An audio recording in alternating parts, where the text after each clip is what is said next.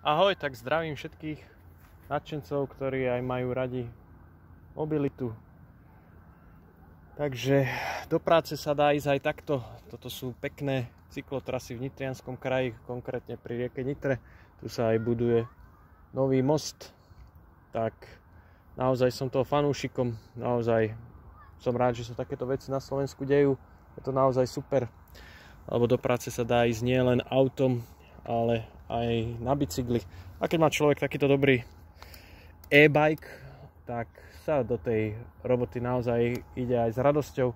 Najmä teraz čo sa týka počasia v septembri, naozaj tomu praje.